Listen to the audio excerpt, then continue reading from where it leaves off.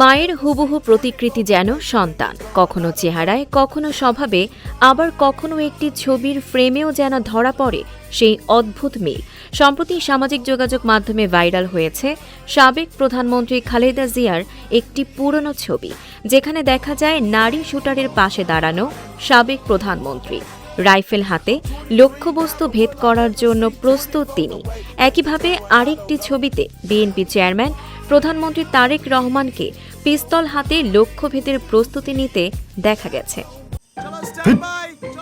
লাইফে কোনো কিছুর গ্যারান্টি নাই, তাই ইন্স্যুরেন্স করুন সিটি ব্যাংকে, কারণ ইন্স্যুরেন্স করলে সিটিতে সুরক্ষা পাবেন নিশ্চিন্তে। দুটি ছবি পাশাপাশি রেখে অনেক নেটিজেনের মন্তব্য, মা আর ছেলে যেন একই ফ্রেমের দুই প্রতিচ্ছবি। সামাজিক মাধ্যমে ভাইরাল হওয়া এই ছবি দেখে অনেকেই মন্তব্য করছেন, ছেলের মাঝে মায়ের ছায়া যেন স্পষ্ট দৃশ্যমান।